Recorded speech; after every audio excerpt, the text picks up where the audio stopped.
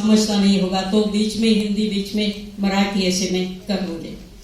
तो हमने जो पूरे साल में, एक साल में मराठीमध्ये म्हणतात की गावामध्ये, पाड्यावर, टोल्यावर, गावात, तालुक्यात, जिल्ह्यात, विभागात, मुंबईच्या उपनगरामध्ये, मुंबईच्या झोपडपट्टीमध्ये सगळीकडे जाऊन आपण ह्या विषयावर चर्चा केलेली आहे, एक माहोल बनवलेला आहे आणि तो माहोल काय आहे तो आपण पाहणार आहोत इथे।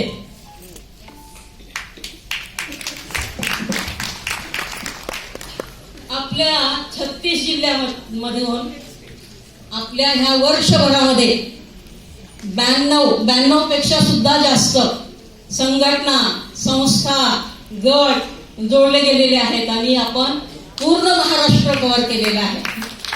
ही खूप मोठी गोष्ट आहे।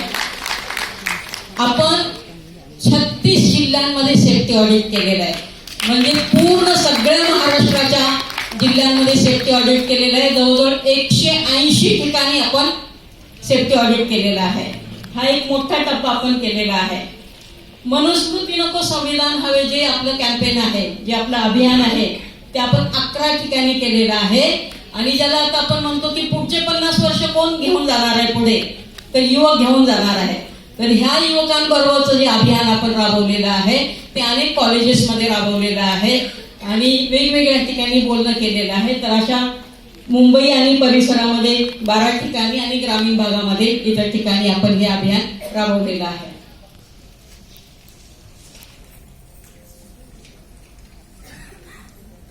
आपण सर्व विभागांमध्ये गेलेलो आहे, तिथे काम केलेलं आहे। यामध्ये आपण विदर्भापासून सुरुवात करूया।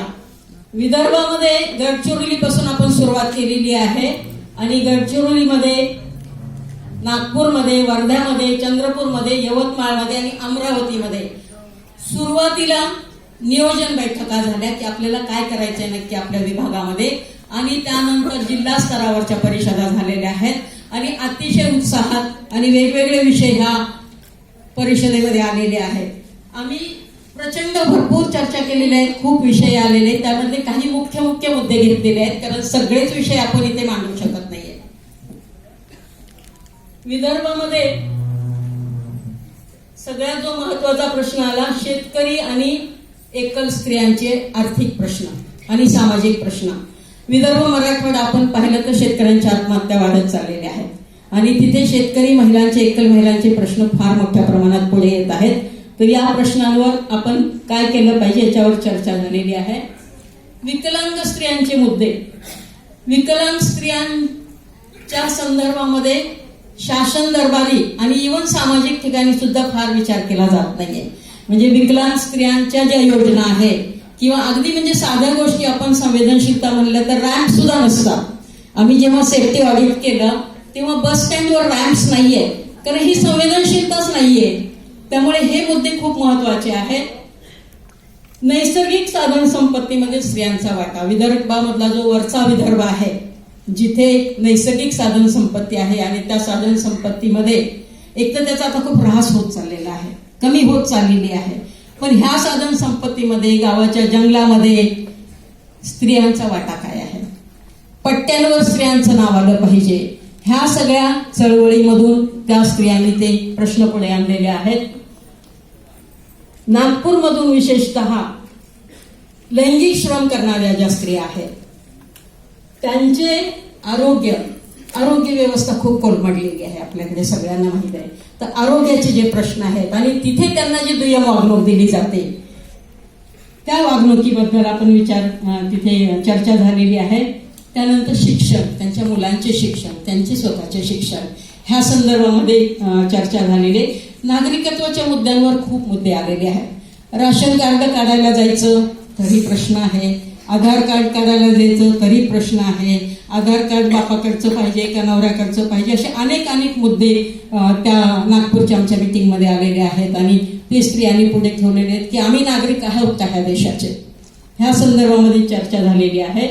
आणि आपल्याला वाटतं की विदर्भामध्ये नैसर्गिक साधन संपत्ती आहे, पण पाण्याचं प्रमाण कमी होत चाललेलं आहे विदर्भात सुद्धा, आणि विदर्भात सुद्धा शेतीसाठी पाणी, पिण्यासाठी पाणी, वापरण्यासाठी पाणी, आणि ह्यामध्ये सगळं स्त्रिया आपल्या त्या कामामध्ये लागलेल्या आहेत. तर तो पाण्याचा प्रश्न सुद्धा खूप महत्वाचा विदर्भामधून आलेला आहे. मला फक्त थोडं विचारायचं की विदर्भामधून ज्या मैत्रिणी आलेल्या आहेत, किती जणी आलेले आहेत, त्यांनी फक्त हात वर करायचा आणि हलवायचा. विदर्भ, विदर्भ कुठे आहे? वर खाली कुठे आहे?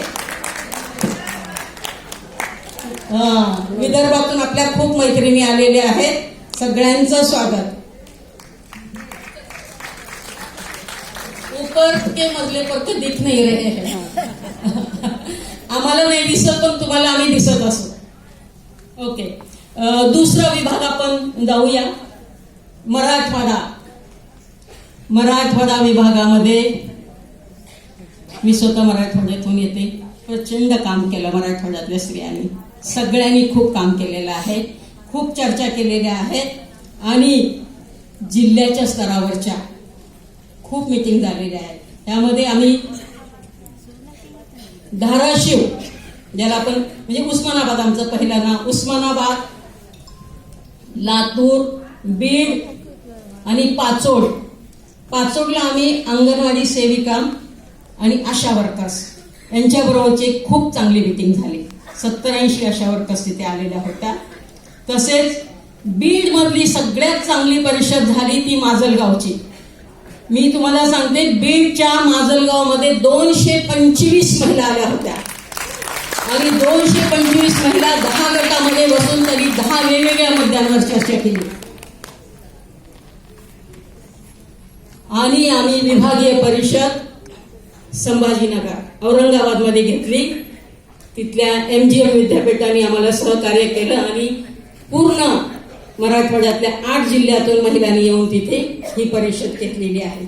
खूप मुद्दे आलेले आहेत मराठवाड्यात, काही वेगळे मुद्दे आलेले. आणि मला एक सांगायचं आहे की ह्या वर्षी विदर्भ आणि मराठवाडा इथे नैसर्गिक आपत्ती खूप आली.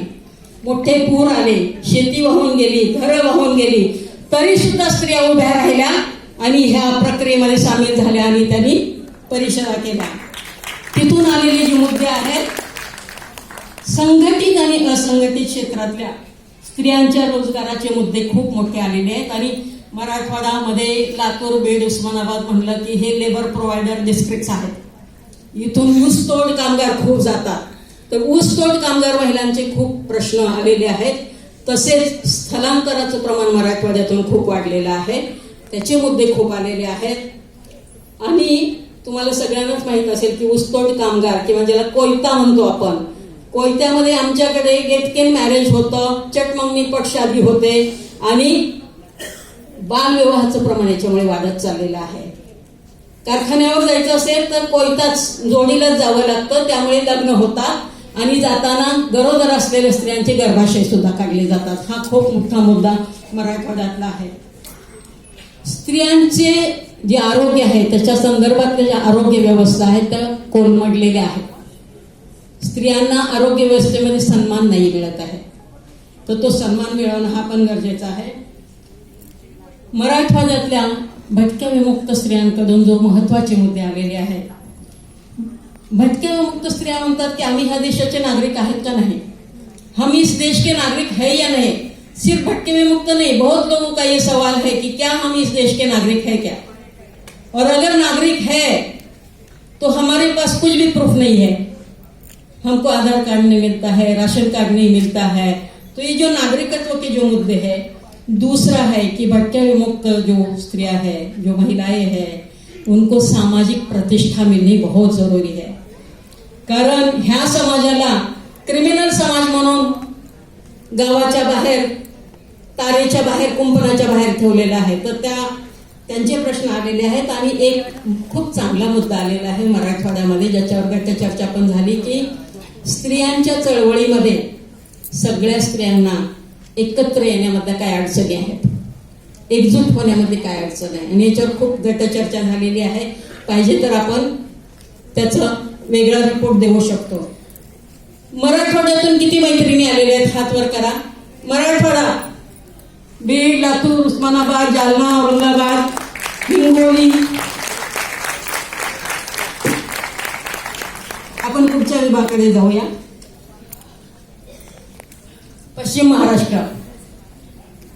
पश्चिम महाराष्ट्रामध्ये आपल्या जिथे जिथे परिषदा झालेल्या आहेत, पुणे, सांगली, सोलापूर, कोल्हापूर, अहिल्यानगर, ज्याला आपण अहमदनगर म्हणतो, या जिल्ह्यांमध्ये आणि पुण्यामध्ये विभागीय परिषद झालेली आहे. इथे आलेले जे मुद्दे आहेत, पश्चिम महाराष्ट्रात आलेले जे मुद्दे आहेत, त्यामध्ये महत्वाचा मुद्दा जो आलेला आहे की लैंगिक श्रम करणाऱ्या श्रमिकांचे मुद्दे, जो विदर्भात पण आलेला आहे, पश्चिम महाराष्ट्रामध्ये सुद्धा हा मुद्दा आलेला आहे. त्यामध्ये आरोग्य, शिक्षण, अनेक मुद्दे आहेत. एक महत्वाचा मुद्दा जो पुण्यामधून आलेला आहे खास, की गेल्या काही वर्षांमध्ये आणि विशेषतः गेल्या वर्षामध्ये मुस्लिम समाजाचे जे रोजगार आहे त्यावर बहिष्कार टाकणं. बहुत जगह पर ये हो रहा है, सिर्फ पूना में ही नहीं लेकिन पूना से आया है कि जो भी मुस्लिम समाज है वो जो छोटे मोटे धंधे करते हैं उसके ऊपर बहिष्कार डालना, ये एक मुद्दा आया है. पुणे में नद्यांचं प्रदूषण आणि आरोग्याचा प्रश्न, पारलिंगी व्यक्ती जे आहेत त्यांना घरामध्ये होणारी हिंसा आणि घराच्या बाहेर होणारी हिंसा, ह्या संदर्भामध्ये चर्चा झालेली आहे. पुरुषत्व आणि विषारी मर्दानगी, पुरुषत्वाच्या व्याख्या आता बदलत गेलेल्या आहेत, मर्दानगीची व्याख्या बदलत गेलेली आहे आणि ही मर्दानगी जी आहे ही कशी विषारी होत चाललेली आहे त्या संदर्भात चर्चा झालेली आहे. आणि सोलापूरमधून एक मुद्दा आलेला आहे खास, की जी सार्वजनिक बागा आणि मैदानं आहेत ते आता स्त्रियांसाठी राहिलेलीच नाहीये, कारण ते इतके असुरक्षित झालेले आहेत आणि तिथे पुरुषांनी मुलांनी ते ऑक्युपाय केलेले आहेत, तर तिथे स्त्रियांना आणि मुलींसाठी जागा नाही राहिलेली. हा सोलापूरमधून खास मुद्दा आलेला आहे. पश्चिम महाराष्ट्रातून किती मैत्रिणी आलेल्या आहेत, हात वर करा जरा. पश्चिम महाराष्ट्र ऊपर, थँक्यू. पुढे जाऊया आपण. उत्तर महाराष्ट्र विभाग, नंदुरबार, धुळे, जळगाव, नाशिक. जळगावमध्ये जी परिषद झाली त्याच्यामधली ही रांगोळी, त्या मुलींनी सुंदर रांगोळी काढलेली आहे.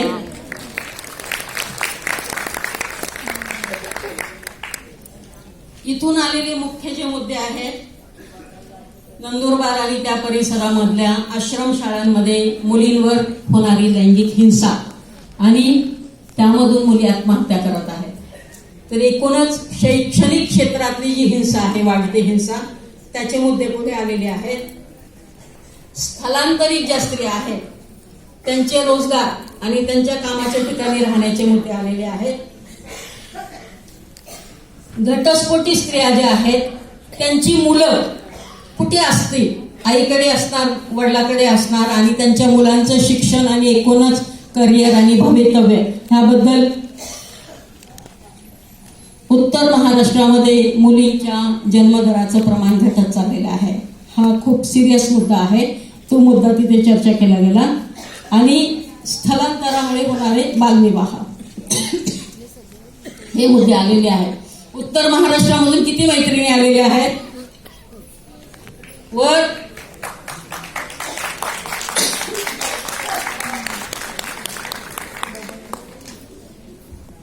पुढे जाऊया. पुढचा विभाग आपला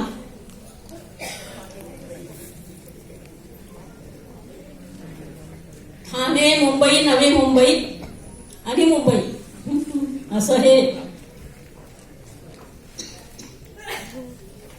ओळखी असणारी लोक इथे येतात आणि इथे आल्यानंतर त्यांचे जे राहण्याचे प्रश्न आहेत, आरोग्याचे प्रश्न आहेत, नागरिकत्वाचे प्रश्न आहेत, ह्या संदर्भामध्ये चर्चा झाली. अल्पसंख्यामध्ये विशेषतः मुस्लिम समुदायावर जी वाढती सुरक्षितता, म्हणजे मुंबईमध्ये मुसलमानांना घर द्यायचं नाही, ठराविक एरियामध्ये त्यांच्या रोजगारावर बहिष्कार टाकायचा, अशा गोष्टी ज्या वाढलेल्या आहेत त्या संदर्भात चर्चा झाली. विशेषतः आणखी एक, मुंबई हे कामगारांचे शहर, पण कामगार आणि त्यांचे कामाचे वाढते तास, बदललेले कायदे, या संदर्भामध्ये कामगारांची जी परिस्थिती होत चाललेली आहे त्या संदर्भात चर्चा झाली. आणखीन एक, मुंबई शहरामध्ये सांस्कृतिक, म्हणजे ज्याला आपण मॉरल पोलिसिंग म्हणतो, मॉरल पोलिसिंगच्या नावावर प्रचंड ठिकाणी स्त्रियांवर, मुलींवर, कपल्सवर, युवकांवर, विशेषतः इथे बसायचं नाही, तिथे जायचं नाही, व्हॅलेंटाईन डेच्या वेळेस हे करायचं नाही, ते करायचं नाही, अशा अनेक निर्बंध येत चालले मुंबईसारख्या शहरात, त्याच्यावर चर्चा झालेली आहे. आणि एकूणच मुंबई इतकी मोठी आणि वाढत चाललेली आहे, ते तिथले जे नागरिक सुविधा आहेत त्याचे मुद्दे पुढे आलेले आहेत. कोकण विभाग, कोकण विभागामध्ये मी एक विसरले की ठाणे, मुंबई, नवी मुंबई मधून किती मैत्रिणी आलेले आहेत? हात वर करा. ऊपर भी है ठाणे, नवी मुंबई, मुंबई, बहुत सारे लोग आए हैं मुंबई से, बहुत बढ़िया. अभी हम कोकण विभाग में जाते हैं. तो कोकण में पालघर, रायगढ़, सिंधुदुर्ग, रत्नागिरी में चर्चा हुई है. कहीं कहीं पर ऑनलाइन परिषद हुई है. यहाँ पर ज्यादा मनुस्मृति नको संविधान हवे इस पर चर्चा हुई है. चिपळूण में हुई है, अलग अलग जगह पर. यहाँ से जो मुद्दे आए हैं, एक ऊपर का जो आप देख रहे हैं, धरण आमच्या उशाला, कोरड आमच्या घशाला, हे कोकणामध्ये बऱ्याच ठिकाणून आले. कारण कोकणामध्ये बऱ्याच ठिकाणी धरणं आहेत, पण धरणाच्या खाली राहणाऱ्या आदिवासींना पाणी नाही मिळत.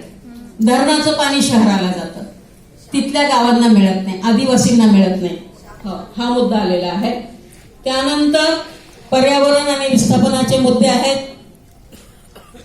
कोकणामध्ये इव्हन म्हणजे सिंधुदुर्ग, रायगड पाहिला आणि पालघर वगैरे हे भाग पाहिला तर इथे जे विकास प्रकल्प येत चाललेले आहेत मोठमोठे, त्यामुळे जी नैसर्गिक आपत्ती येत आहे, म्हणजे लँडस्लायडिंग वगैरे होत आहे, पाण्याचे प्रश्न निर्माण होत आहेत, ते आलेले आहेत.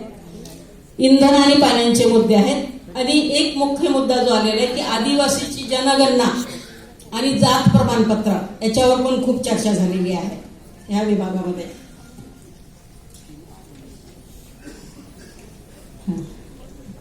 तर हा एक पूर्ण महाराष्ट्रात आपण थोडासा धावता आढावा घेतलेला आहे. खूप ठिकाणी कामं झालेली आहेत, सगळी कामं आपण इथे मांडू शकलो नाहीये. सगळ्यांना धन्यवाद. आढावा संपलेला नाही, पण मुद्दाम आपल्या परिषदेला